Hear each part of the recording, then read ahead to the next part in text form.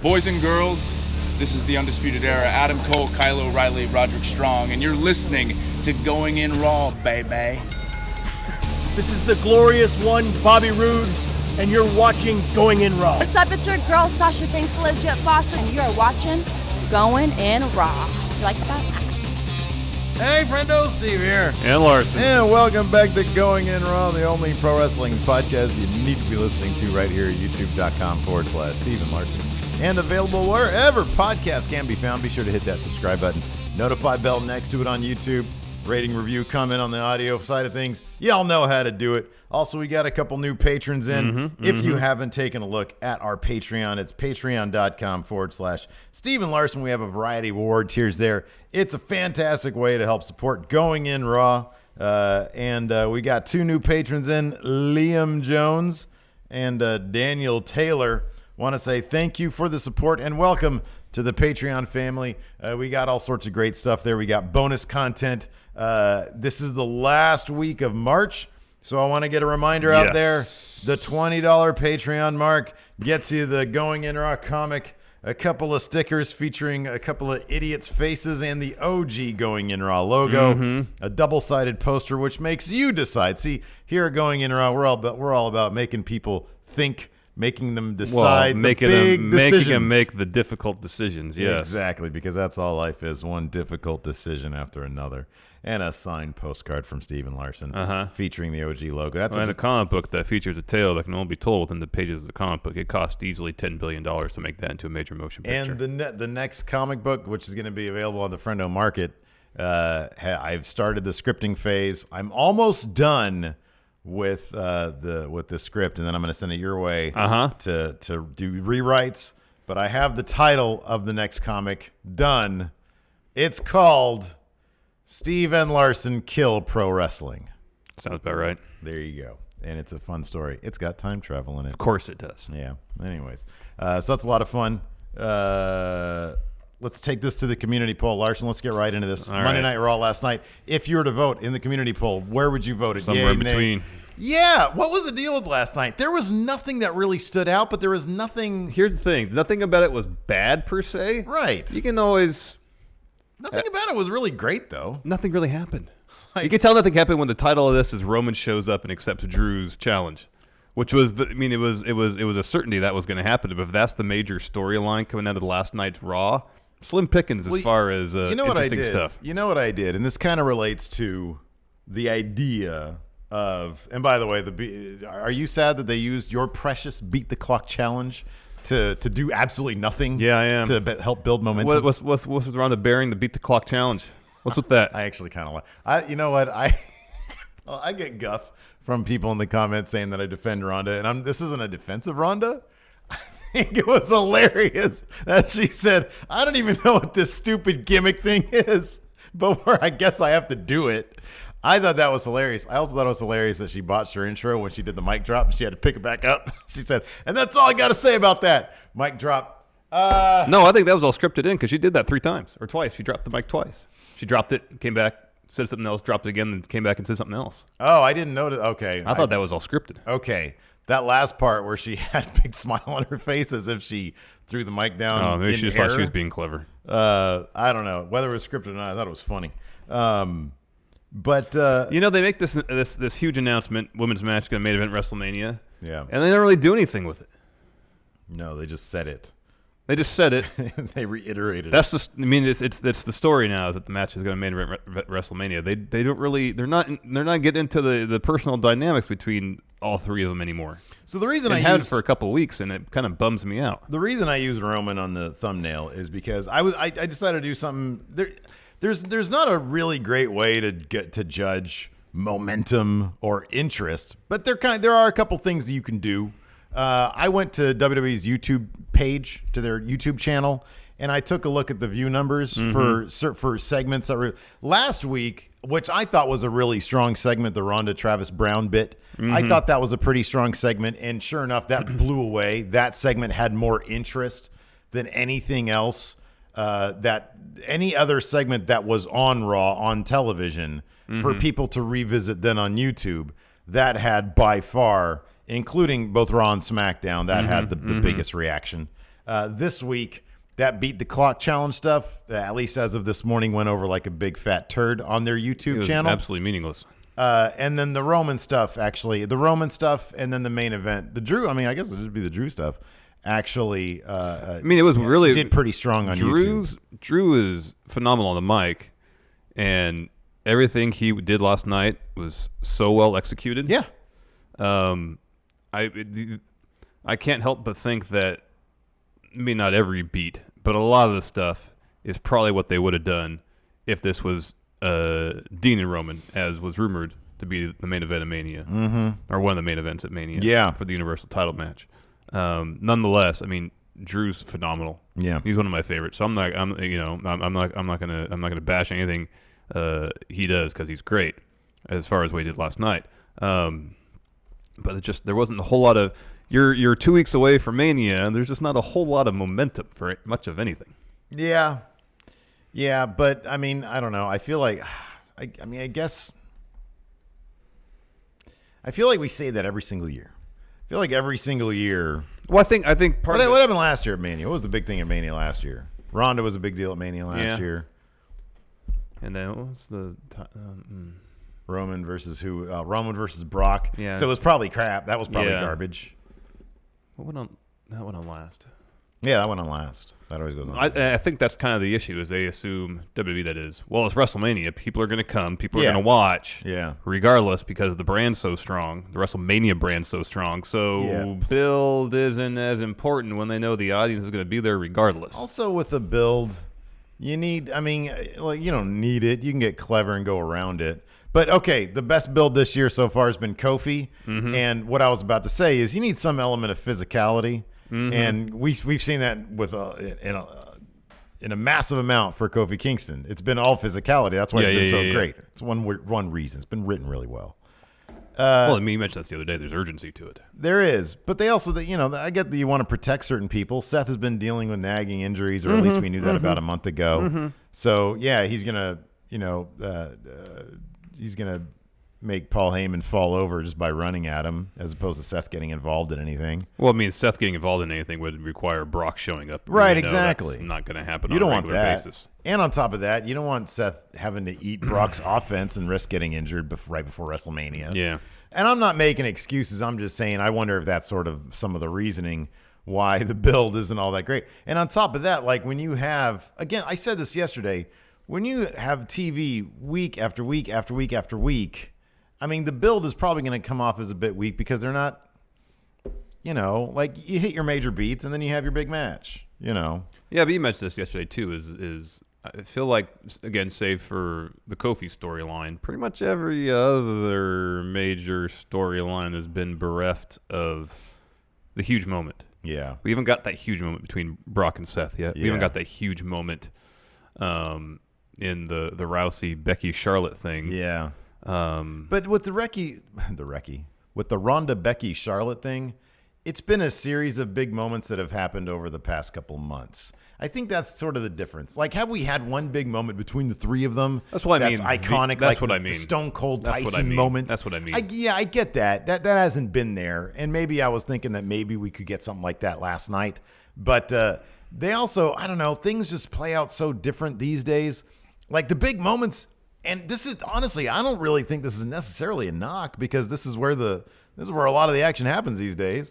But some of the buzzier stuff has been just how far they're going away, like not on TV, like either on Twitter or Ronda's vlog or whatever. Yeah.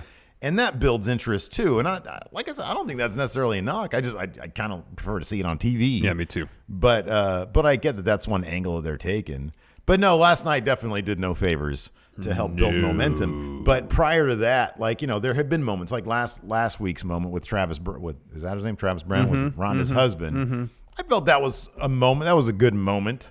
That was a decent thing. Obviously, it drew a lot of interest. Yeah. And so there's been stuff, but no, I'm gonna say it hasn't been dramatically inert the entire time. Yeah. It's just been little things here and there. I feel like big moments tend to fall on their face maybe more often than they don't anyways. Like, I wonder if they thought that Roman playing tug of war with Brock Lesnar a couple years ago with the title was a big moment. You know what I mean? But then you had that was terrible. When Daniel Bryan and all those fans occupied the ring. That was a big moment. That felt like a big moment. And it worked great. Yeah. Yeah, absolutely worked great. And I have no doubt that we might get a big moment with Kofi tonight on SmackDown. Entirely possible. Because if you have the entire face locker room come out to the ring or something and saying we're not working until Kofi gets his title shot. Yeah. That could be something special. Yeah. I mean, last year we had AJ Shinsuke. I don't remember a big moment there. Like we said, Brock Roman, probably not a big moment there. It was probably some weird split screen promo thing. Yeah, they did that. Pretty sure. All right. I mean, like the build for Ronda was interesting just to see how she could handle being in the ring, but the story unto itself wasn't. Well, I guess it was all right because it was. It was Stephanie yelling at her a lot. Yeah. I own you now or something like that. Yeah. So that was like what it was. But yeah, there was a whole lot. I mean, I don't know. I feel like every year is kind of a whole lot of nothing. Yeah. And then we get to Mania, and either the matches are great or they're not. You know, I mean, because here's the thing. I don't remember much about the Ronda build last year. I mean, a little bit. But then when we got to the match, that match was fun as hell. Yeah, the match was fun. You know. So yeah, there was all that community poll on our YouTubes. In between landed at 41%. Yay and nay were exactly even at 15%. Don't plan to watch at 17%. Shout out to the 17% who are listening to the recap for their recap. Their recap. And plan to watch later, 13%. So maybe they'll do that. I'll be honest, man. The segment that got the biggest reaction out of this guy and actually got the smallest reaction on the YouTube, on WWE's YouTube page. Oh, the SNL bit? Was the SNL bit. Colin Jost made me laugh. He's a heck of a heel, man. I like those guys anyways. Yeah, I do because too. I'm a big mark for Saturday Night Live, and I think they're funny. And it's always great to see, like, you know, because they've been at it for like, I don't know, probably over 5 years now doing update. Has it been that long? Yeah, because Colin Jost, when he started, he was terrible. And then a couple years later, they brought in Michael Che, which was a couple years ago. Yeah. And they have really developed a chemistry. It is one bit every Those once guys in are a really while good. Where they'll write jokes for each other, and they won't unveil them until they have to read them. Oh, that's pretty good. And they're always like super offensive. Oh, wow. So, yeah, it's good stuff. No, those guys are pretty good. Yeah, they're funny, and I thought Colin Jost was really funny last night. And yeah, sure enough, they're both going to be in the Andre the Giant Battle Royal, which was totally appropriate for that match because it's a big old who cares. Yep. Are we going to get a women's Battle Royal? Yeah. I think that's. Has it been announced? No. Okay. Hold on. I mean, they have to do that, right? Yeah. Okay. You would think so. You would think so. You know. And then also, before we get into the actual recap, I do want to do this really quick.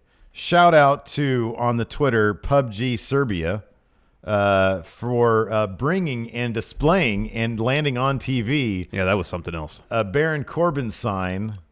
Let's see here. I think it's this one here. If you're watching on YouTube, you can check the.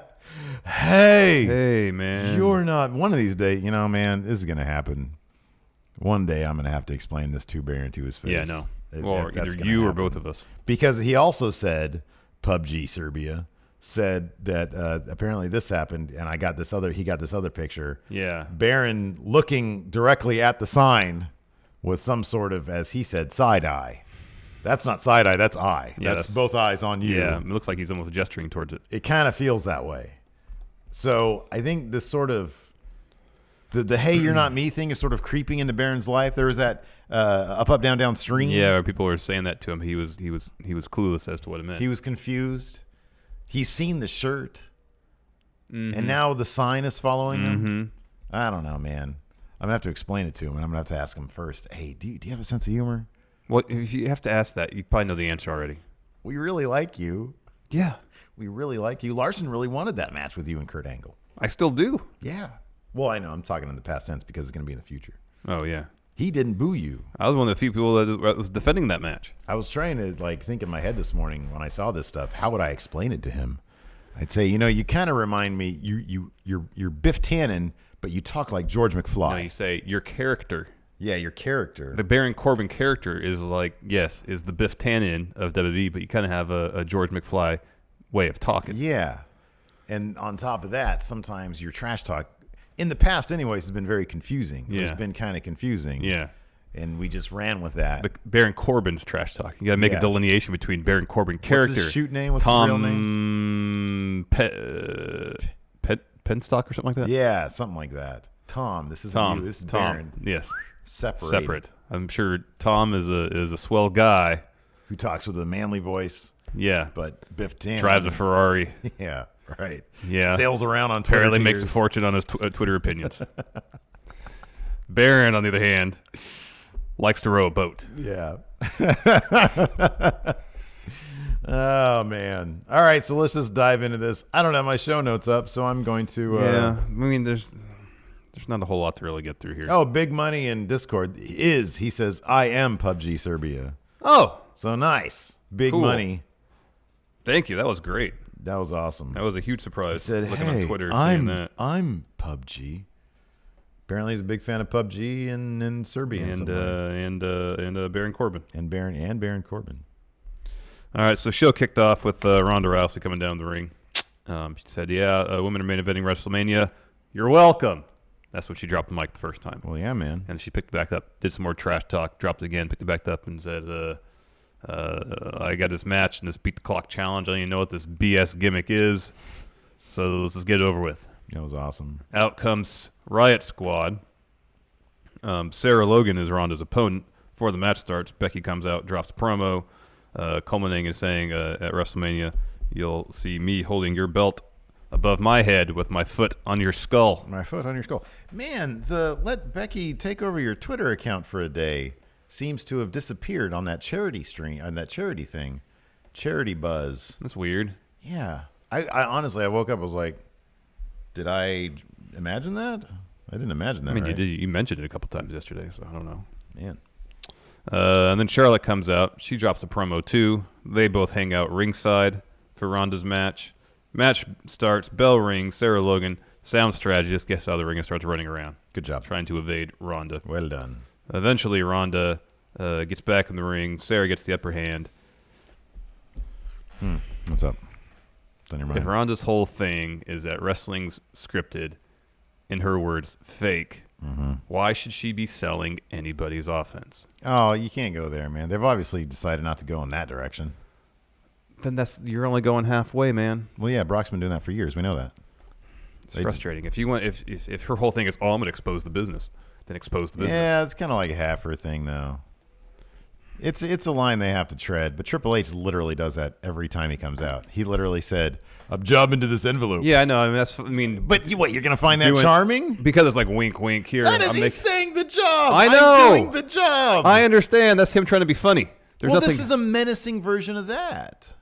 No, it's not. Yeah, it is. No, it's not. Triple H making jokes using wrestling terms is she's not Dan Severn. She's not going to shoot on people, man. This part I'm of the not saying storyline. she has to. I'm saying her character shouldn't be selling, like getting tossed on like face first on the ropes, because that probably doesn't hurt at all. Well, I don't know. They're obviously not going in the direction that she's Dan Severn, man. It just feels like they're going halfway with it. They got to go all the way. She's not going to shoot on people. She should. This is what it should be. If she's saying wrestling is fake, scripted, I can beat up anybody I step in the ring with. Like that's what she said in her vlog. Then that's what she should be doing. Yeah, but there's there's different universes at play. Kayfabe, not kayfabe. You know, it's entertainment, but then she's like blurring the line. CM Punk used to do it also. Come on, man, you know that. It's this complete. I think it's a different thing because the whole basis of her character now is that she does not like wrestling. She wants to disrespect the industry. In her own words, this is what she said in the vlog. And if she's going to do that, she's got to pull the curtain all the way back. Not just a little bit. Well, that's a big sea change thing that you're asking for that obviously is not going to happen. Well, then they shouldn't have gone this direction then. Anyways, eventually Ronda hits a like Superman punch type deal, puts Sarah Logan in the armbar. Match lasts a minute and 25 seconds. Next, Charlotte taking on Ruby Riott. Ruby manages to avoid natural selection, which would have been a quick win for Charlotte. Right as the clock's ticking down to 0, Flair catches a Riott kick, puts Ruby in the figure 8. Ruby doesn't tap before time runs out. I really like that Ronda was up at the top of she's on the stage. Just watching. Just watching and commentating to herself the whole time. I don't know. For some reason, I thought that was funny. Finally, Becky taking on Liv Morgan. Before the match even starts, Charlotte upset that she couldn't beat Ronda's time. drops Becky with a massive boot. Well, Liv sort of jumps into the ring, or she sort of slides in the ring and distracts Becky, and then Becky turns back around as Charlotte makes her eat a boot. And then Becky Lynch is able to get the pin with a jackknife cover. Yeah. At 1 minute, 18 seconds. She wins. She wins WrestleMania, Larson. She wins the beat the clock challenge. So she wins everything. But yeah, what is the point of I don't get what 0 point. No point. It's just bragging rights. Momentum. But Becky, it's her personal momentum. She just won the beat the clock challenge. There's a lot, man. They could have been doing so much more interesting stuff with this story. Really could have. I don't disagree. I'm just trying to. I'm dealing with what we got. She won the beat the clock challenge. I'm dealing with what we got, and what we got subpar. Yeah, well, it is what it is. Ronda should be in there shooting on her opponents, no selling their offense. It gave that Boston crowd something to cheer for. Becky Lynch, they love her. She pointed at the sign. Oh, Becky's phenomenal. You got to see that. Yeah. They booed Charlotte. Nobody wants her in that match. Are they going to start booking Charlotte as the underdog going into this thing? Yeah, no, I thought that too. She has been dismissed and booed and pushed down so much. She's going to win this thing. Uh-huh. I think Charlotte might win this damn thing. She's going to close out. Nah, that's not going to happen. She has to. Here's the thing. Charlotte has to get some sort of upper hand next week. In order to make up for all the ground that she's lost, she needs to come out with a sledgehammer and say, hey, I'm a factor. I can do stuff. Yeah, at that point, I feel like they'd just be. She's in such a hole in terms of the story. Otherwise, she's going to win because that math is totally in her favor. Right now, yeah. She has been on the downside of this. She's kind of like the Baron Corbin of this feud. She's just there to be humiliated.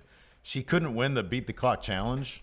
I mean, she did draw the toughest opponent. She did, yeah. But she missed her natural selection. Come on. It's kind of early in the match to go for that.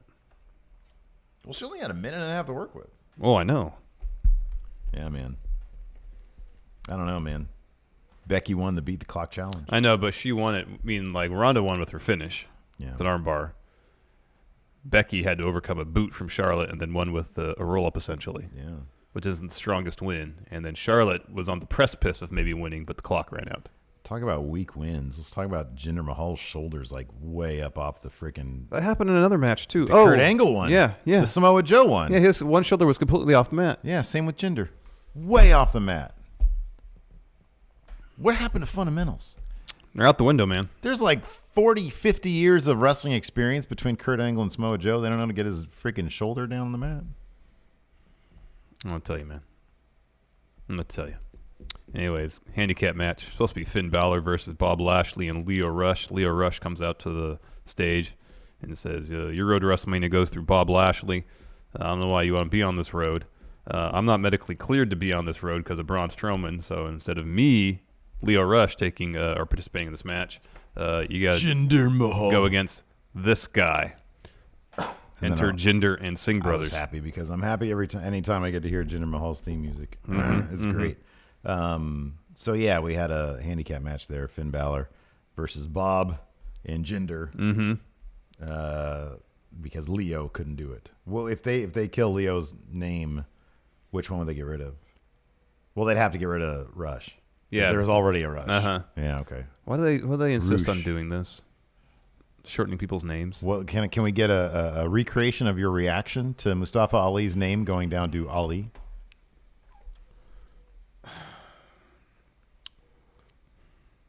And scene. There we go. Wow, that was mine too. It was the same exact thing. Oh, it's so arbitrary. Who gets to keep both names versus who has to shorten theirs? Mustafa Ali has such a great. I know. It flows up. I know. Mustafa Ali, because the A leads into another A. I know. Mustafa Ali. It's perfect. No, it's just Ali. Why does Bobby Lashley get to keep his first name? Why is he not just Lashley? Give it time. Or when does Finn Balor become just Finn? Finn. Yeah. But Apollo Cruz, he lost his last name for a little bit, and for a second, and then he got it back. They gave it back to him. Yeah, so maybe Mustafa will get his first name back. Yeah, but in Apollo's case, it was a very I know it's a very. But it's funny situation. because Apollo's actually a really cool, just single name. I know. You know. I know. I don't know. No, I'll still refer to him as Mustafa Ali, same as I refer to Andrade Almas as Andrade Almas. Synonymous. So yeah, Finn Balor won this, similar to the way he won. I guess it was like another handicap match. Here's the thing about this match that I totally get a lot of complaints on Twitter about this. No, actually, no, it's this and the next match. How many times do Aleister Black and Ricochet have to beat the Revival before they're actually competing for these titles? I know. Because haven't they done this like 3 times already? This is the second time they beat him. Yeah, right. Yeah. They already beat them clean once. So why wasn't this one for the titles? I don't know. But yeah, Finn Balor got the pin. He did the thing where he launched himself out of the ring on top of the tope onto a bunch of people and took them out of the equation. Bob Lashley was already out of the equation because something happened to him. And then Finn Balor comes running back in, drops a coup de grace on what's-his-face? Jinder Mahal. And then gets the pin, even though one shoulder clearly was up. And now he's the number 1 contender for Continental Championship Mania. There was a very well-done skit that was on Leo's Twitter account, I think, afterwards. Where it's just him and Bob Lashley in the back arguing over it. So some more stuff. I always love that, man. Leo Rush is really good. He is really good at utilizing social media to push his own story, to complement what you get on TV. He's very good at that, and I think that you're only going to see more of that. Yep. The younger superstars really savvy with that stuff. Yep. Next, we had Elias in Times Square. I felt nothing for any of this stuff. There was one when the dude put a quarter in his tea cup. Yeah, when he's in front of MSG, which was kind of funny. But man, I didn't laugh at. Well, this one, he was all. like, stating his bona fides, and there's I would assume a street musician. Yeah. That maybe regularly plays in Times Square. Pulls up next to him with his guitar and is rocking some pretty serious riffage. And then Elias is like, yeah, farts all over it. Yeah, craps on him. This I wasn't really into. And the next match was good. Aleister Black and Ricochet versus the Revival. I don't think I've ever seen Black Mass hit 2 guys at the same time. Yeah, that was an interesting feat. That was pretty cool. Awesome. It was pretty cool. That was great. I'm not going to dismiss that. That was pretty cool. And that led to the win for Aleister Black and Ricochet. Double Black Mass followed by 630 from Ricochet. He got the pin on Dash Wilder. Like, I got the feeling that Aleister Black literally could have won that by himself. That's how poorly they're booking the Revival these days. Yeah. Aleister Black and Ricochet formed a pretty good tag team, though. Yes, they're amazing. They're really good. They're really good. Are they going to get some sort of kickoff show match at Mania? I would hope for the titles. That's what I'm thinking. It has to be for the nice. When did that Snickers commercial play for? Oh, the Bob Roode one? Yeah. It was after the SNL thing. Okay. Somebody had come out. Okay, when was the SNL thing?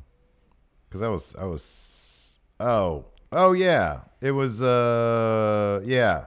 Baron Corbin came out.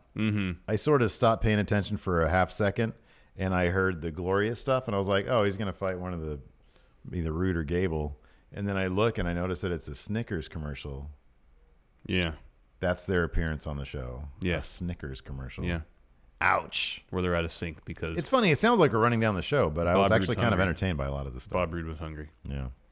So, yeah, Aleister Black, Ricochet pick up a win. You think they got a tag title shot. After that, we had a really good Drew McIntyre promo. Recap what happened in the past between he and Roman. Did you have a good workout day yesterday? Yeah. You can tell I'm picking the calluses off my hand. Nasty, dude. It's really thick, man. I can tell, bro.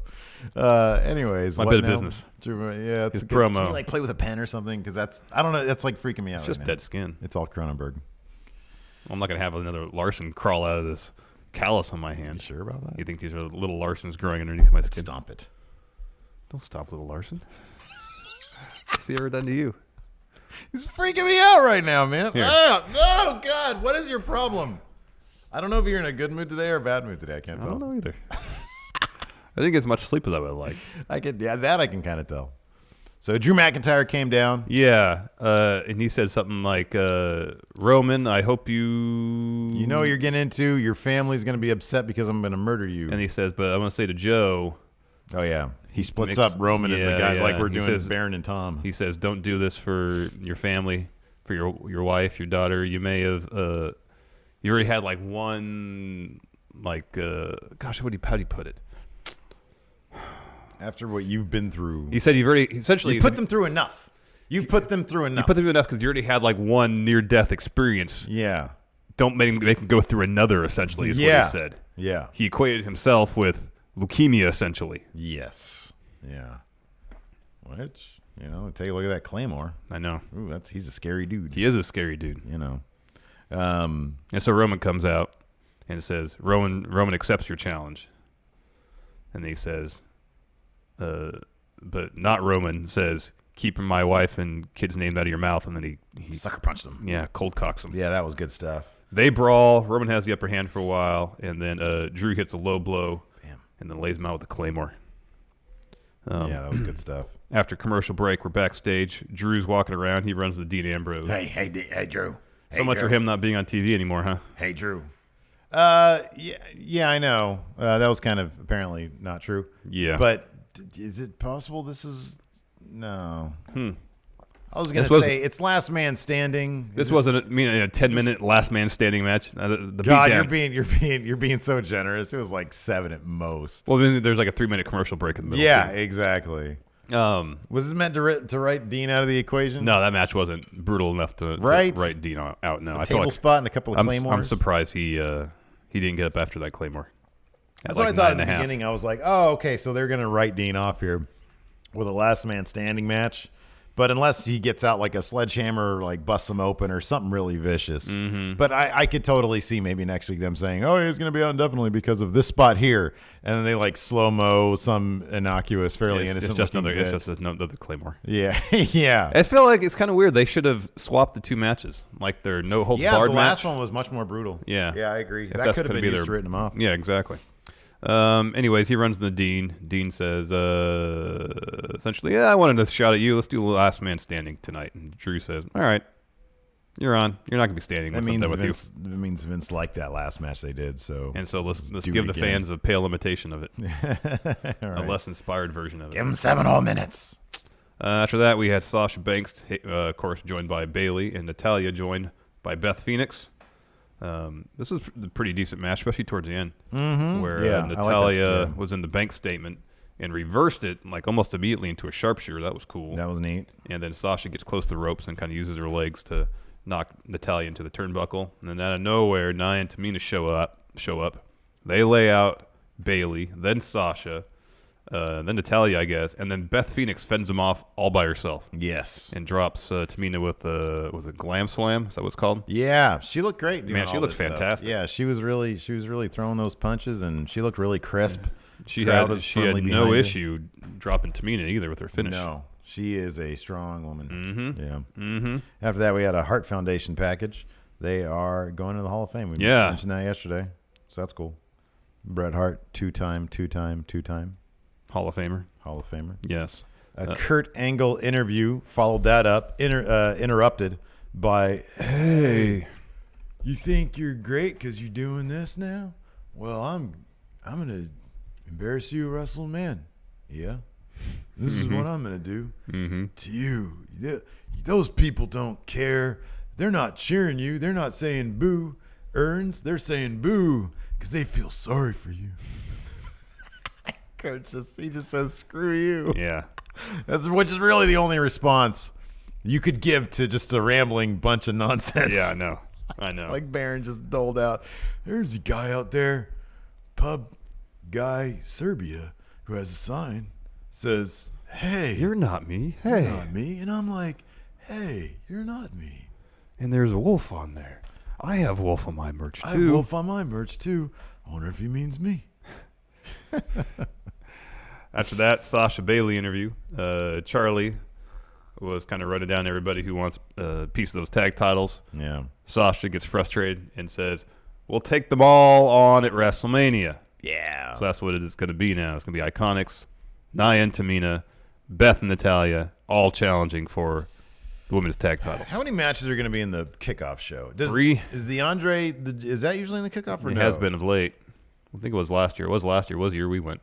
Was it? Mm-hmm. Was it last year? What one of those years? I thought it was like, wasn't it the one Baron won at 32? That was like towards the end of the show. Okay, that one happened just the year Cesaro one was on the main card, but both cards were.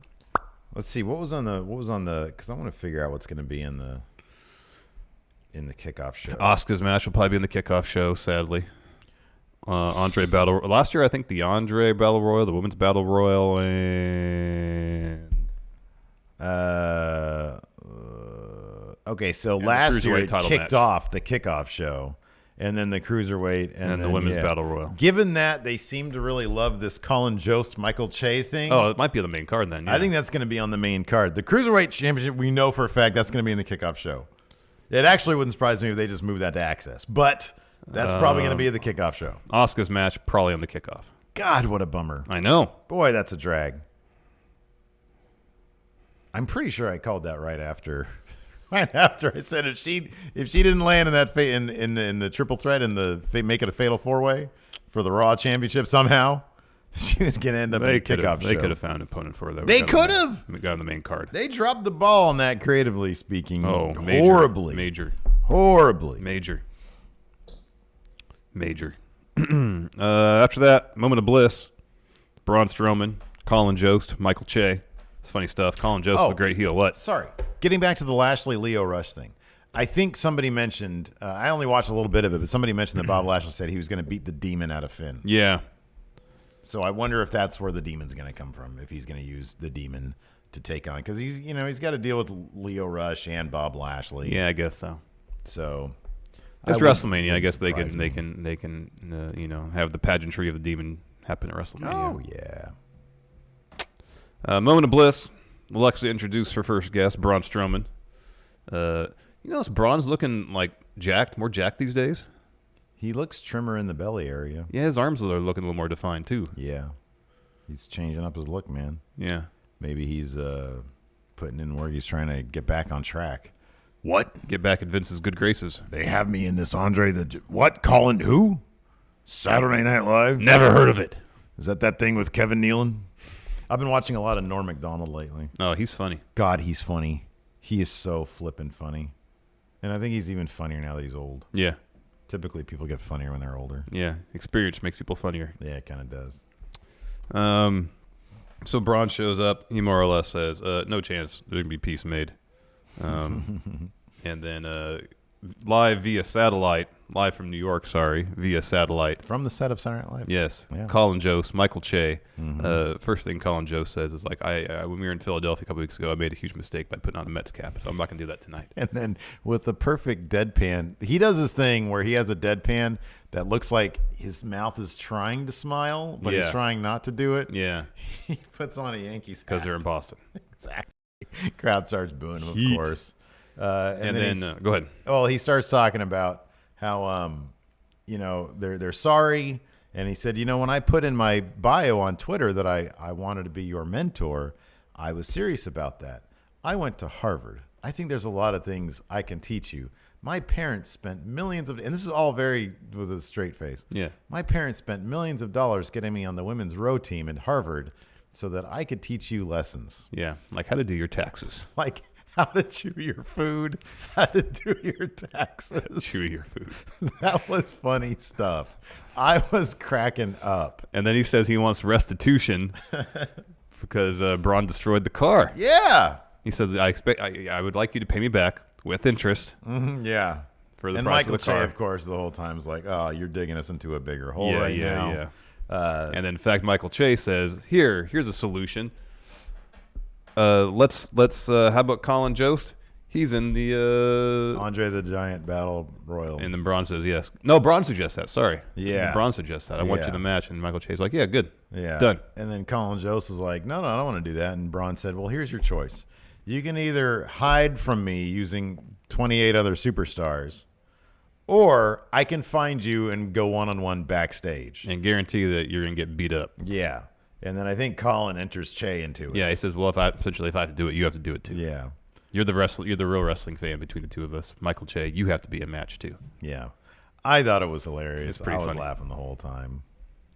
Let's see here. Then we had another Elias bit in front of Madison Square Garden. I think this is one where somebody put a coin into his thing. His tee, yeah. Yeah. After that, we had Baron Corbin versus Apollo Cruz. I love that Apollo, as soon as the bell ring, what does he do? Try to get the quick roll-up win. It's like 3 or 4 roll-up attempts right in a row. Smart. Yep. It's good strategy. Yep. He should try another roll-up later on because Baron eventually got the win with End of Days, and after he won, he hits another one on Apollo Crews. Yeah. I would love to see that whatever they were teasing between Apollo and Bob Lashley. I know. Give me that with him and Baron Corbin after Mania. Mm-hmm. I'd be totally into that. Mm-hmm. I want to see that Apollo Cruz personality again. Yeah, me too. I do. Me too. If not, I'd love to see him in All Elite Wrestling. Yes. Anyways. Yes. After that, we had a Seth Rollins promo where he comes out and he says, I want to be your champion. I want to be the champion who shows up, who does stuff, who's good. And with an army behind me. Well, he said, like he thought he just needed this match for himself. Mm-hmm. And then he said he was doing an autograph signing the day before in Boston. And everybody kept on coming up to him and saying, you need to beat Brock. Yeah. And so I guess he realized he not only has to do it for himself, he has to do it for the WWE Universe. Yes. He says, with an army behind me, I'm unstoppable. And he says, well, we're going to get to Mania. We're going to burn it. Interrupted by Paul Heyman. Down. Mm-hmm. And Paul Heyman goes on about essentially thoughts and prayers are going to be needed for Seth based on what Brock's going to do to him. Yeah, he starts mocking the concept of thoughts and prayers, which is a thoroughly mockable concept. Mm-hmm. Then Seth gets out of the ring and he starts running at Paul, and Paul, like right before Seth gets to him, Paul turns around and very cartoonishly, like a giant egg person, Falls over, yeah. falls over. Says, I didn't mean it. It was like I didn't mean it. He told me to say it. I'm just an advocate. Yeah, I want you to win. Yeah. And then Seth says, I'm not going to need thoughts and prayers. I'm going to answer prayers. Mm-hmm. Yeah. Which is a good line. Yeah, it was a good line. So yeah, And then he finally gets to say his catchphrase, uninterrupted. Burn it down. Next, Kurt Angle versus Samoa Joe. Another great promo from Joe to kick off the match. This was surprising. I don't know how I feel about this, man. So I really liked that they're doing AJ Styles tonight on SmackDown. And then he gets Ray next week on Raw. That's awesome. That's all awesome stuff. And I can assume, and I know Shelton was on Raw for a second. I'm really hoping Shelton's on the go-home SmackDown. Yeah. Apparently, it was what Meltzer said on Wrestling Observer Radio, that Kurt's getting to pick all his opponents on his farewell tour. Oh, man. Just can pick his opponent for Mania, apparently. Well, I still think it's probably going to be Cena. They're going to do. There's a chance that's going to happen. That's got to be the thing. It makes all the sense in the world. So I would love to see Shelton on that last. That'd be SmackDown. cool. That'd be cool. Because is there anybody else you can think of that it could be? Because when they announced Ray, I was like, "Oh, that's so great." Unless there's just like a dream opponent that he, like a Randy Orton, maybe. Yeah, maybe it's like Randy Orton or I don't know, Shinsuke. Daniel Bryan. Daniel Bryan. That's a really good one. Yeah, but the problem is Kurt's winning all these, and he's going to win all of them. Yeah. He's not going to lose any of these. Yeah, probably not. So before the match starts, the Joe promo. Great, as usual. He gets to the ring. And then he headbutts Kurt, which I guess is a throwback to some TNA showdown they had where Kurt got the ring and headbutted Samoa Joe. So Impact put this on their Twitter or something last night, the first interaction between Kurt Angle and Samoa Joe. I would assume, I'm pretty sure Samoa Joe had already made a big name of himself in the X division because that's where he started, I think. And so this might have been... He was champion then. He was carrying a belt, Samoa Joe. I watched that segment. He was carrying a belt to the ring. Oh, was he? Yeah. Was he X division champion? No, I think he was... He was champion? Yeah, I think so. Oh, okay. Was he champion before Kurt Angle showed up to TNA? Oh, that I don't know. Okay. I don't know the timeline. In any event, that crowd was hot. Yeah. Because I just watched the second... Because it was when Joe was in his dress attire, right? Okay. Oh, there was a title there. I just thought it was... Okay. I mean, it was Kurt. I thought that's how Joe carried it into the ring.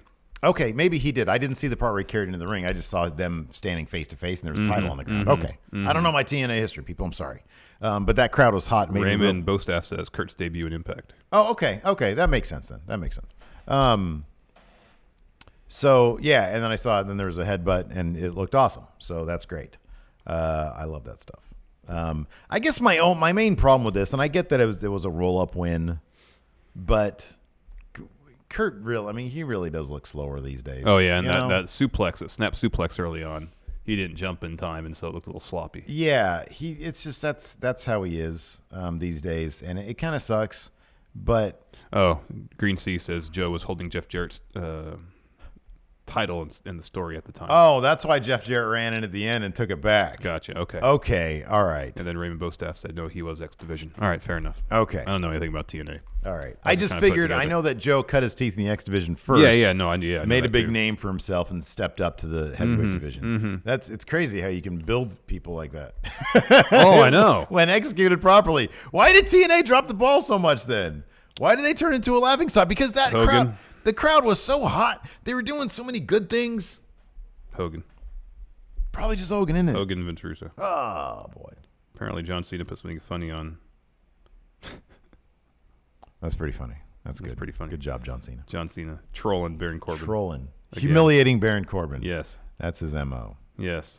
Anyways. So, yeah. But, yeah, I mean, having Kurt... Look, it's one thing to have Kurt Angle beat young guys like Gable, Apollo Cruz, with like an ankle lock or whatever. Mm-hmm. But, like, Samoa Joe's a powerhouse. He's a champion. And he's a champion.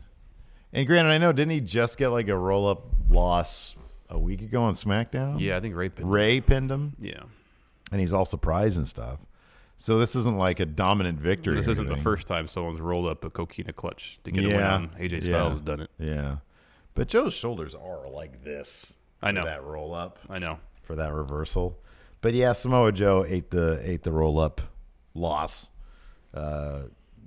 Kurt Angle barely ekes out that win with his old man experience. Yes. Next, Triple H comes out, dropped a promo. And it was weird. He was like vacillating between jokey DX Triple H, save for the sophomore humor.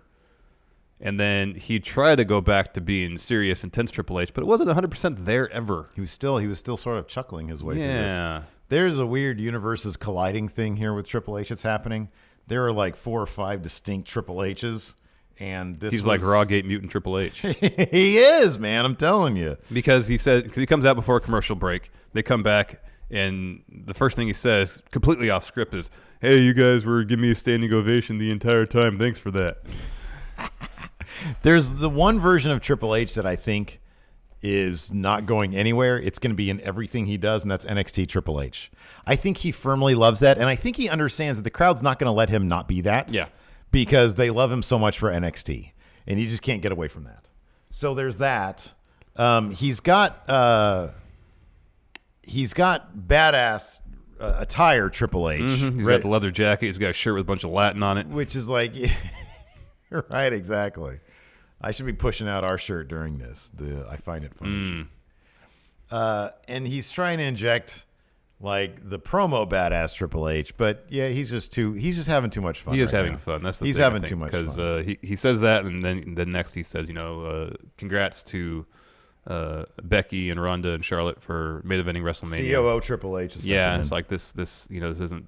This wasn't given to them. They earned it. Mm-hmm. Oh, I'm sorry. That's conference call Triple H right there. That's conference call. Next, he talks about a letter that Dave's lawyer sent them. Mm-hmm. And he had a hard time pulling it out of his I'm doing the job for the letter right now. The envelope right now. Yeah. And he goes on about what's inside the letter, talking about going through where Dave says essentially that Triple H has been obsessed with them. That the only reason Triple H formed Evolution was keep the title around him, and Triple H says, "Well, yeah, it took you 17 years to figure that one out."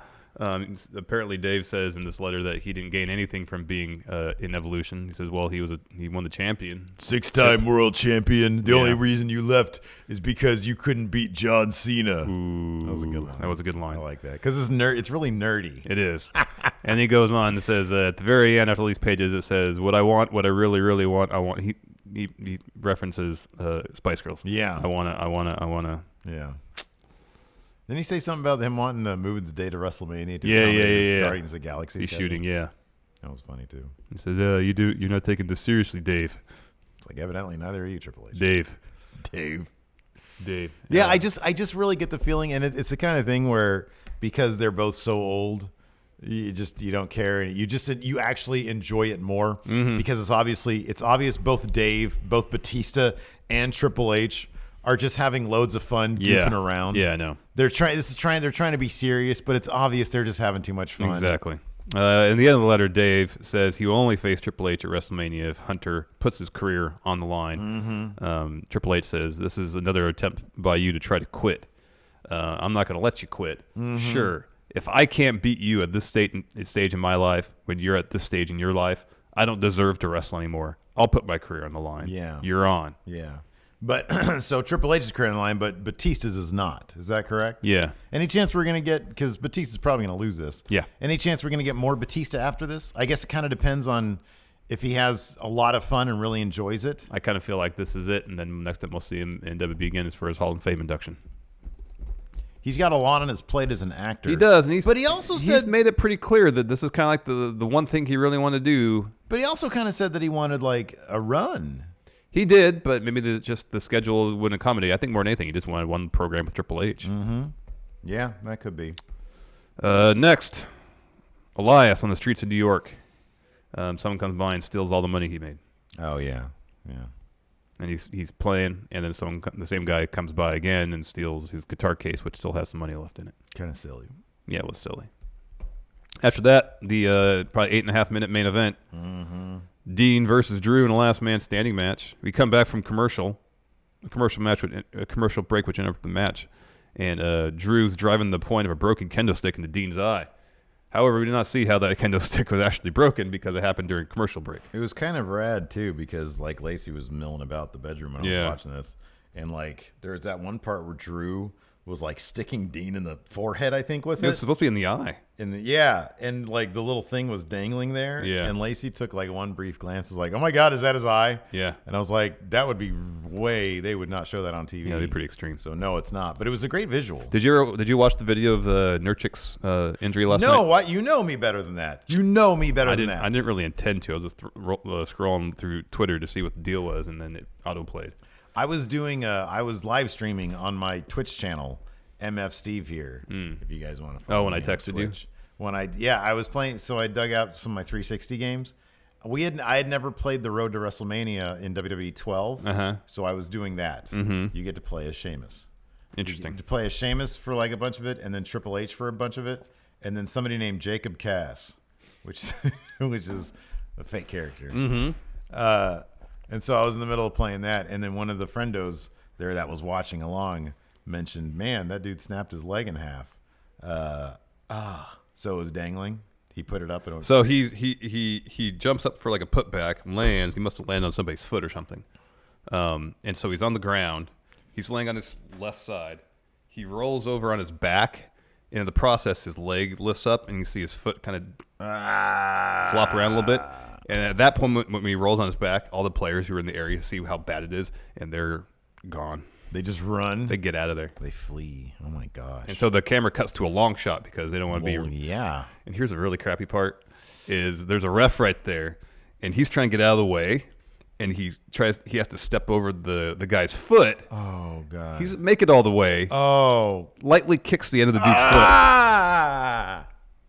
Oh, that sucks. But the camera goes to a long shot, realizing this guy's ankle is all jacked up. That's so. And he's just laying on that end of the floor more or less by himself while the training staff goes out to attend to him. And eventually, like his teammates come down.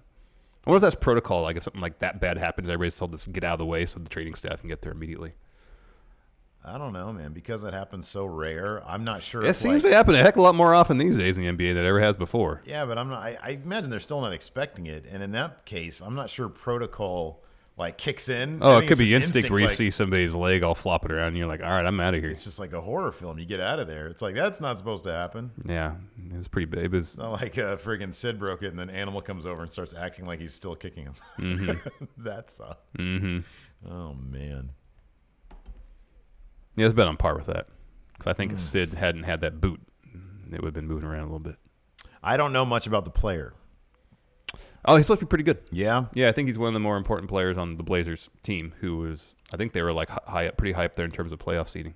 Really? The Blazers? Yeah. Oh, wow. They got Dame Lillard and they got CJ McCollum. Okay. In the backcourt, and I think this guy was he's like their top front court player. CJ McCollum. Yeah. Didn't he used to play for us? I don't think Who so. am I thinking of? Thinking of somebody else. Yeah. Anyways. Pretty nasty injury. That sucks, man. It does terrible. suck. Drew sets up a chair. Well, there's some more kendo stick stuff. Ring steps get involved a little bit. Drew sets up a chair in the corner, props it up between two turnbuckles. He's going to throw Dean into it. Dean slides. Instead, he tosses Drew into it, hits the Dirty Deeds. Drew gets up at 7. Then Dean produces a table, sets up in the corner.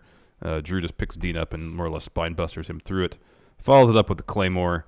Dean can't answer the 10 count. Drew wins. Mm-hmm. Yeah, it was. I mean, it was. Yeah, like you said, it was a short match. Yeah, I like that. Right before Dean got put through the table, Renee Young was. Oh, M Squared said they did that with Gordon Hayward, where they cleared the area. So maybe it is protocol. Yeah, that could be. Maybe they're like, if something really messed up happens, just know it to run. Follow your instinct and just run because we need to get that area cleared out. Yeah, that was bad. That sucks, man. But yeah, you're right. It does seem to happen more often. Because it was Gordon Hayward early last year, and then, of course, Paul George. Yeah. Happened to him. These guys just go so... I mean, they're faster, they're stronger, and more athletic than they've ever been.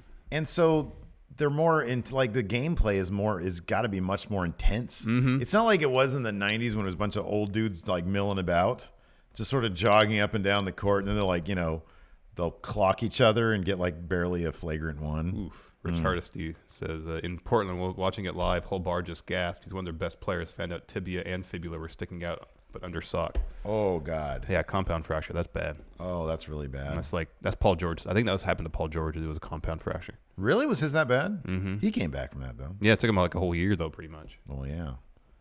Oh, yeah, Victor Oladipo, he broke his leg, too. Mm-hmm. Jeez.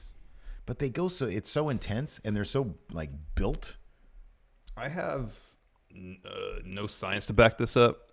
I'm just wondering. Like, because usually if you land on someone's foot, you're going to sprain your ankle. These guys are all taped up. Mm-hmm. Like, everybody tapes their ankles up, I would suspect. That's stabilized, but something else has to give. Higher up, yeah. Maybe. I wonder if that has anything to do with it. I don't know, man. I'm not a scientist. I'm not an orthopedist by a stretch of imagination, but it's like... Oof. Yeah, Gordon Hayward's was like right up above his ankle. This was a little bit higher up. Because Gordon Hayward's had like his foot was going the wrong way a little bit. But Kevin Ware's is the worst because that was mid shin and the bone was just sticking right through the skin. It was like somebody threw a grenade directly at his leg. And then the trainer came out and threw a towel over immediately because anybody on the Louisville bench saw it and they started crying. Yeah, you're not going to unsee that. I saw that. I watched that game live. Yeah. And from the shot they showed, you really couldn't see the bone sticking out. Mm-hmm. But then I saw a picture of it online. And I was like, gosh. Yeesh. And it wasn't just a little bit. Yeah. It was a lot. All right, sorry for all that talk. Let's do a SmackDown preview. SmackDown preview. Fatal 4-way match to determine Asuka's WrestleMania challenger. Hopefully it'll actually happen. They might preempt this, though. What is sure to be an intense Fatal 4-way match between Carmella, Naomi, Mandy Rose, and Sonya Deville will determine who will challenge SmackDown Women's Champion Asuka at WrestleMania. The news was broken during Kayla Braxton's exclusive interview with Mandy Rose and Sonya Deville. Fire and Desire's friendship has been on rocky ground as of late. One of the charity things you can bid on is a tour of donut shops with them. That's money well spent. That's the one, right? How much is that one at? A lot of money. Oh, really? Yeah. I think it was like $2,500. Wow. Fire and Desire's friendship has been on rocky ground as of late, as each's interference in the other's match at the Empress of Tomorrow backfired. Each's? As each's? I don't think that's right. That can't... As each's? As they each interfere... It should be as they each interfered in the other's match against the Empress of Tomorrow. And it backfired. Rose and Deville look to be back on the same page, but will that be the case when a championship opportunity at WrestleMania hangs in the balance? Who will move on to challenge Asuka at WrestleMania? Oh my God, I can't read today. That's not very good writing. Kurt Angle to have his final match on SmackDown Live. His final match on SmackDown against AJ Styles. Oh, okay. Kurt Angle's farewell tour is about to hit SmackDown Live in the biggest way possible. Oh, it's true. Oh, it's true. Angle's final match ever on the Blue brand will take place tonight when the WWE Hall of Famer takes on AJ Styles. The two superstars share a rich history in TNA, but this will be the first time the two have ever locked up in a WWE ring. Angle has long been a cornerstone of the SmackDown brand. Will undoubtedly create one last classic moment against the Phenomenal One. Can't read either. What does the future hold for the New Day? Last week, Kofi Kingston survived the gauntlet match, defeating Thebar, Samoa Joe, Rowan, and Randy in an awe-inspiring performance and seemingly earned the WWE Championship match at WrestleMania he desired. However, Mr. McMahon threw another roadblock onto Kingston's road to WrestleMania, declaring that the Dreadlock Dynamo also had to defeat the champion, Daniel Bryan, to get to the show of shows. The WWE champion took advantage of Kingston, having competed for close to an hour, putting him down with his running knee for the 3 count and dashing Kofi's WrestleMania dreams. In the aftermath of this shocking turn of events, Kingston's fellow New Day members, Xavier Woods and Big E, threw out the idea of quitting WWE and going to All Elite Wrestling in response to Mr. McMahon's actions. Kingston said that shouldn't be their response, but Twitter videos by Woods and Big E led to even more speculation about the New Day's future in WWE or All Elite Wrestling. It's weird that in the preview they're referencing that. Yeah, that is strange. Will the trio lend any insight as to what the future holds for them on SmackDown Live or All Elite Wrestling? Yeah, who knows? We'll find out tonight, apparently. What's next for Lynch and Flair after an eventful Raw? Becky Lynch emerged victorious from a fast-paced beat-the-clock challenge on Raw last night, besting Ronda Rousey's time, didn't say that though, of 125 by rolling up the Riot Squad's Liv Morgan. Though the man won the challenge, the road to WrestleMania for Rousey and Charlotte Flair got turned on its head quickly as it announced that all 3 women must join forces to take on Ruby Riott, Sarah Logan, and Morgan in a 6-woman tag match next Monday. It's uninspired booking, if you're asking me. While the enmity between all 3 superstars is intense, they must find a way to put it aside, as if any of the 3 betray each other, they'll forfeit their WrestleMania opportunity. They announced that last night. That's the go-home? Yeah. A 6-man tag match? 6-woman tag match, yes. Oh, man, that's terrible. I know. That's not very good. No. How will the man and the queen react to this news? Find out on SmackDown Live tonight, 8/7 Central on USA Network. Well, that's a load of... Tell you, man. That's not the best creative. not really great, is it? No. Anyways, let's answer some questions. I'm going to hit up the Discord and Patreon. All right, I'll go to the oh, dear. Super Chats. What? Greg Morris wants to know if we can do math on Alberto Del Rio. Oh, all right. I got paper over here. I just need the writing utensil.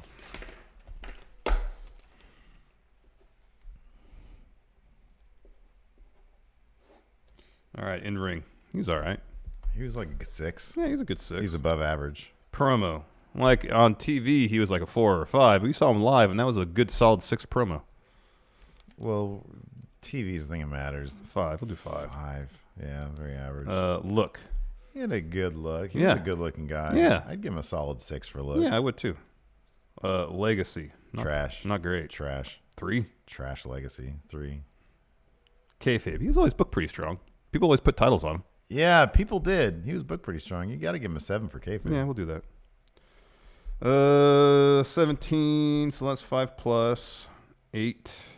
15. That's about a 5. It's about a 5 wrestler.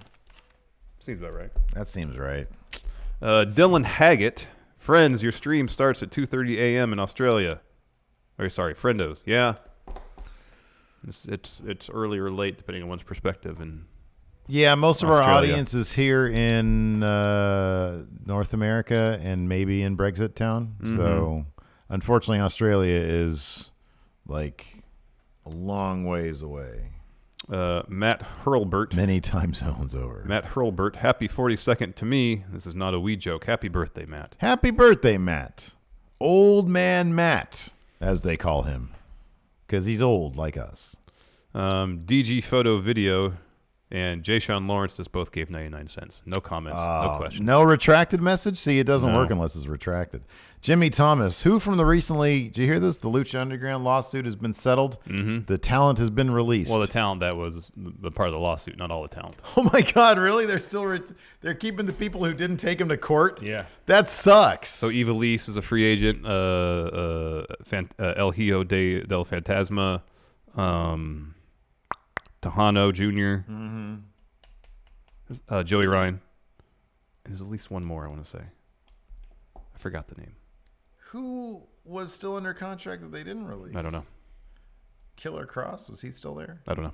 Well, he can't. He's on Impact. I don't know, man. Dylan has another question. Hey, friendos, did you end up seeing Bob Holly's WrestleMania 2000 interview with Michael Cole? If you did, can you talk about it? It was not on... Yeah, it wasn't on the broadcast, but it's where he called Michael Cole a little shithead.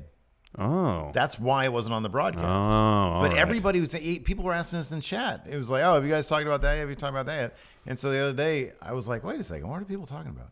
So I looked it up, and yeah, he was like really upset, and then he said something along the lines of, I'm going to do something to you, you little shithead.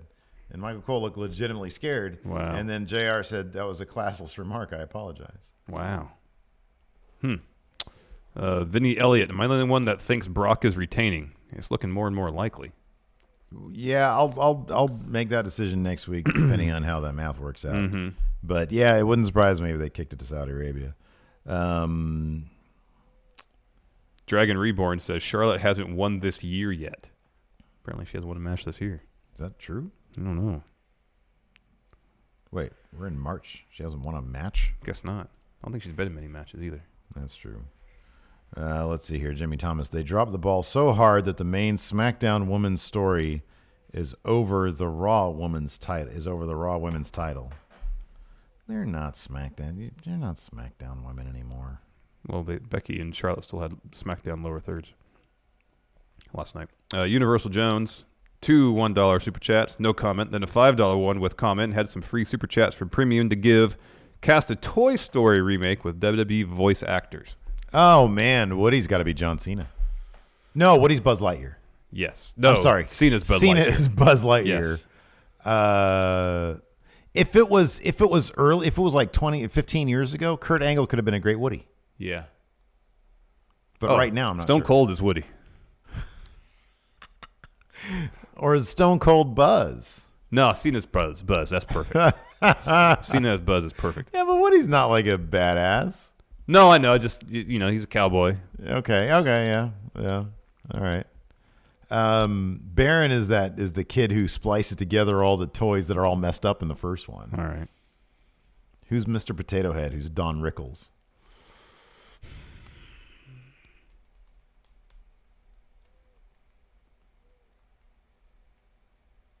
Who's someone that's got like a really biting sense of humor? Yeah, I don't know. Adam Cole. That's good. Let's see here. Kelly88, you guys see Finn and Elias sing Shallow. It was great. Apparently a house show. They did that Lady Gaga, Bradley Cooper song. Oh, that's what that was. Okay.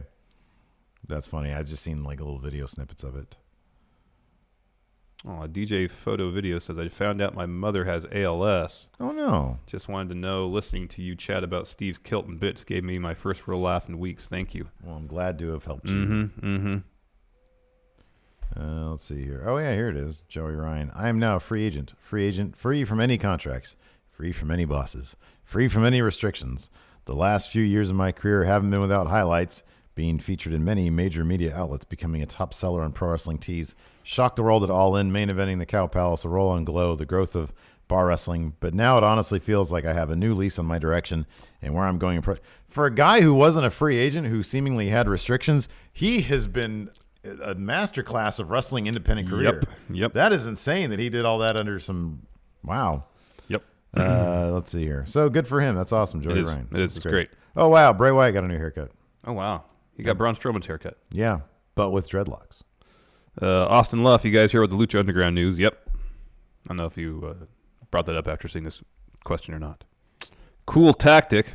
Haven't watched WWE in a few months. It was getting boring and the booking was horrible. Should I come back to the fold? Just watch SmackDown. Watch NXT. You don't really need to watch Raw. Well, do this. Go to WWE's YouTube channel. Watch some clips. If it interests you, if you wanted to know more, then start watching again. Would you like to know more? Would you like to know more? Yes. Tommy Cat, happy birthday to me. I am Steven Larson old, back from an amazing vacation in the Rockies in real life. Speaking of real life, how excited are you about WWE? It's Mania season, man. 1 to 10. Scale of 1 to 10. How excited are you? I'm sitting about 6.5 right now. Yeah, that's fair. I'm at 6.5. 6, 7, 6, probably 6. I think Mania is going to be good. I'm looking forward to getting a new chair so I can be in supreme comfort. Robbie Hyde, you guys would love Cena's latest Instagram post. Just show it to Steve a little bit ago. Rich Harsty with the Nurchik. Oh, this is a good one. Alex, this is an easy one. question. Alex Foster, what wrestler would have a rivalry with you guys like Braun versus Colin and Shay? How would Steve start the feud? It'd be Baron Corbin. Baron Corbin, I would 100%. try to explain to him, hey, you're not me. And you would be like, dude, why are you even trying? Yeah, exactly. Just let it go. Exactly. Don't say anything. Mike Lucas, who's got more of a Hall of Fame career, Brock Lesnar or Paul Heyman? I mean, they're both going to be in the Hall of Fame.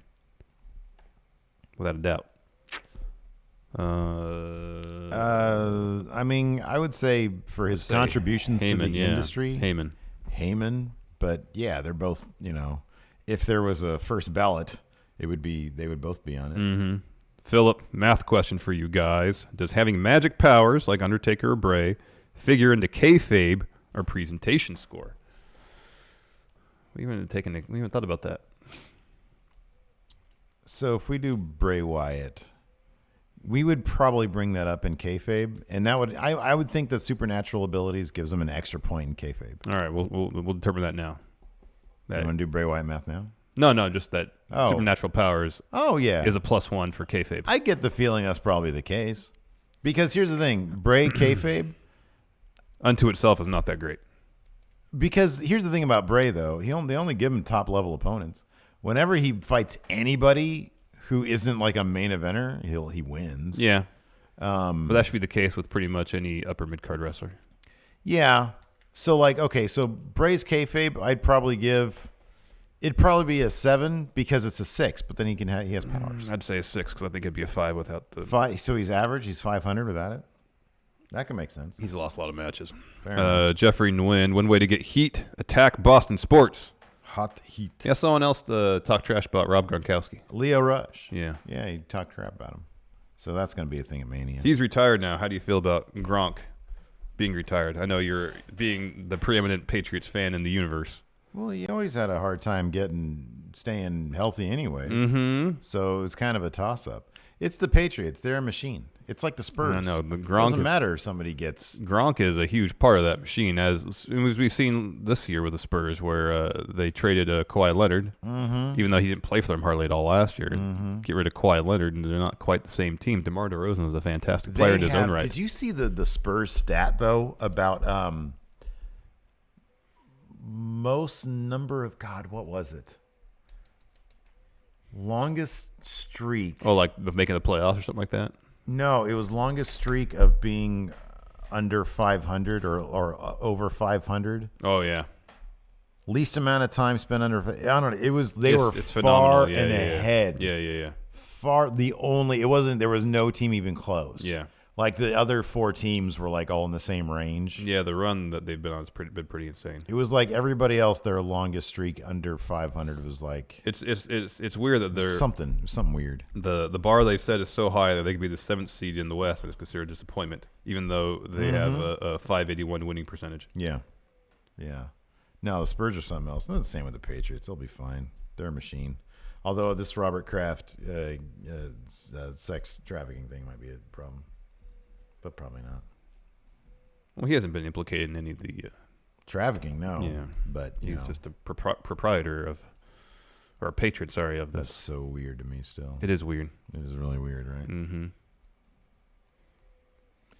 Let's see here. Jurgen Johnson and Johnson's. What would be the match stipulation if Steve and Larson faced off at MetLife Stadium WrestleMania? It'd be a submission match. We just do all mat-based wrestling, clumsily. Yeah, it would just be fumbling. Yeah. Kid Campbell, hey Steve, hate to poke holes in your theory, but I met Aiden, the guy who played Solo, and dude has zero charisma. Oh, no kidding. Okay, that's not surprising. Not surprising. How much do you think they went on for look? Because he didn't even look like Harrison Ford. Not really. He didn't. Like, God, they missed every little bit, but not a ton. They missed every check mark there. Because this was supposed to literally be the same time, within a year. Solo ends within a year or so of Star Wars, the first one. Really? Because they reference hey, yeah, we're going to be heading over to Tatooine soon. Oh, I was assuming that meant that he's starting his relationship with Jabba in earnest. Man, that was supposed to be I don't think so. I guarantee you it was, man. How old do you think that Aiden kid is? Because, he's probably in his late 20s. Maybe early 30s, but he looks younger. Hold on a second. Because if you go to A New Hope, it's been established that Han and Jabba have like a long relationship. Well, yeah, like I kind of feel the same thing was said about Lando and Han Solo versus. I know there's an answer to this. Hold on a second. Versus Kyle Korath wants us to recast Seinfeld with WWE actors, WWE talent. Solo timeline explained. Here we go. Perfect. What is this from? Oh wait, what does this say? It doesn't offer up any exact dates, or does it? Let's find out. And then it's like 15 ads. Continue. Yeah, I know.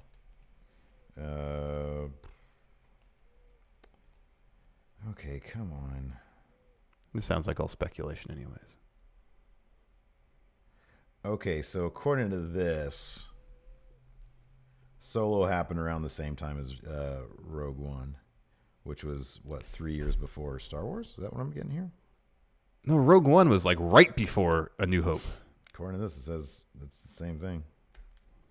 That's ludicrous. So are you telling me within the span of like 6 months, dude left his homeworld, became like a smuggler? That's ridiculous. How much time was between like the intro of Solo and then when he was out there on like the battlefield? Well, I guess not. I guess in my mind, how much time was between when he was on the battlefield and the end of the movie? Okay, here we go. That's the real question. Let's see if chat has any answers. I don't know if there isn't.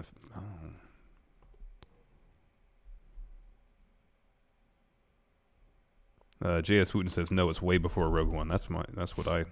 Yeah, because Rogue One leads directly into A New Hope. There's that scene at the end with. Oh, it literally does. Yeah. Yeah. All right, hold on. Oh, J.S. Wooten says Solo is set before the rebellion even begins. Really?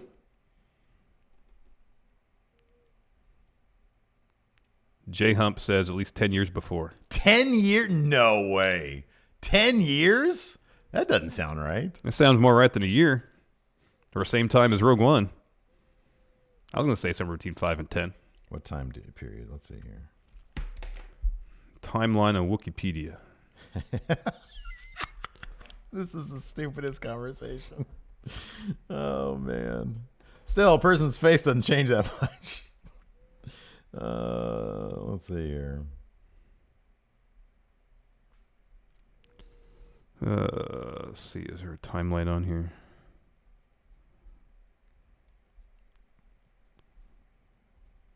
When does Solo fit? Let's see here if anybody else has it. This is really bugging the crap out of me now. Yeah.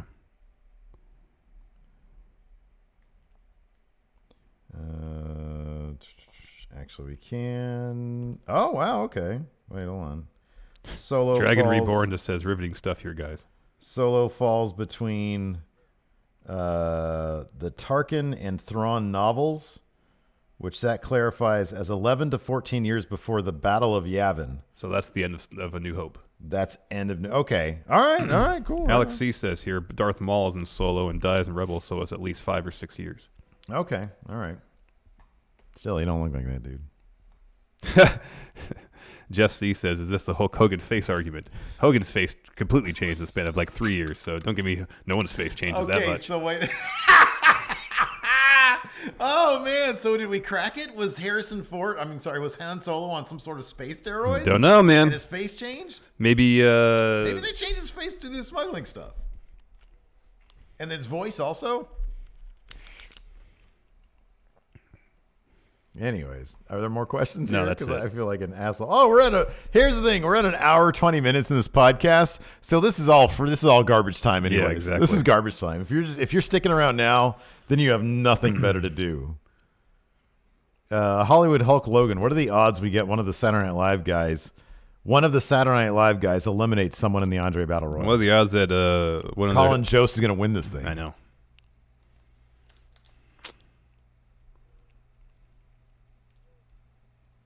Yeah, I don't know. Julian Morris says this is better than going in raw math. It's hard to argue that point. Math. So I was wrong. I was apparently so not enthralled with that movie that I was giving him more reasons to hate it. Oh, we didn't answer Kyle Korath. I asked the question, didn't answer it. Recast Seinfeld with WWE talent. Who is George Costanza? That's really the real question.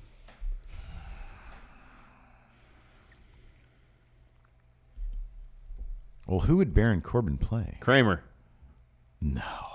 He's not Madcap. No, but he's kind of spacey. I think it's Baron Corbin as Jay Peterman. Let me tell you something. Yeah, that's not bad. Yeah. Or maybe he's Bob Sacamano. We never see Bob Sacamano, though. I know. Well, I guess that'd be John Cena. Yes. Who's George Costanza? Zack Ryder. Kind of a loser. Kind of knows he's a loser. Or Kurt Hawkins. Kurt Hawkins, yeah. Which would be Jerry, then.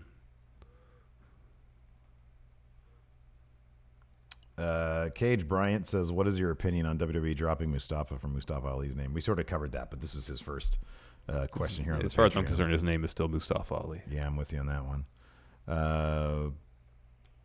Imposter Katie Vick. Which match is realistically going to kick off WrestleMania 35? And which match do you think should kick off the show? I think that what should kick off the main card should be the Cruiserweight match because it's going to be great, but I know there's no way that's going to It's not going to be great. It's not going to be as good as anything we see on 205 Live. It's not. They're going to give it 12 minutes at the most. What could kick off? I wouldn't be surprised if the Andre Battle Royal kicks off the show. I would love that. But something tells me that's going to be... So last year... a lot of people are saying Kevin Owens is Costanza. That's good. That's a good one. That's good. And Sami Zayn Seinfeld. Or Kramer. Last year... Some people are saying Seth is Jerry. Last year... That's good. Dean can be Kramer. Yeah. Last year, Braun's stupid tag team match with Nicholas was the filler match right before the main event. Given that Braun is doing this SNL thing, the Andre the Giant Battle Royal could be prior to the women's triple threat I just match. feel like the top of the card is going to be so stacked. I don't think they're going to have room for a breather match in there. Okay, could be. Could be. Anyways, I think that's good for a show. Yeah, we've got to an hour 20 now. Basically just gave you guys an overrun with Yeah. that solo stuff. But we'll try to pinpoint this an overrun. And today's Truth Exposed Tuesday. Truth Exposed when a solo set. I think we did. I think this is a solid 10 years. Between 10 and 12 years, it seems. All right, fair enough. Or 11 and 13. And then he had a Hogan-esque face transformation. I think he just got older, man. Different actors. Dragon Reborn says Owens as George, Sammy as Jerry, and Adam Cole as Kramer. No, Dean Ambrose. Adam Cole is Kramer. Dean Ambrose is a good Kramer. Bobby Fish would easily fit into the Seinfeld universe. Yes. Sort of an old-timey character. Kyle O'Reilly would be a better Kramer than oh yeah, Kyle O'Reilly's a good Kramer. than Adam Cole. That's a good one. Anyways, listen, if you're listening to this in the audio realm right now, if you've actually stuck around with us, leave us a rating, a review, or a comment. It really helps the show. Also, be sure to hit that subscribe button and the notify bell. Smash that like button an odd number of times. An odd number of times. Make sure that it actually affects the show. Yes. Till next time, we'll talk to you later. Bye. Be a part of Going In Raw today at patreon.com/Steve and Larson. Starting at $1 a month, you can enjoy Going In Raw ad-free, gain access to the daily 30-minute Going In Raw post-show, exclusive merchandise, and so much more. Support Going In Raw today. Click the link in the description.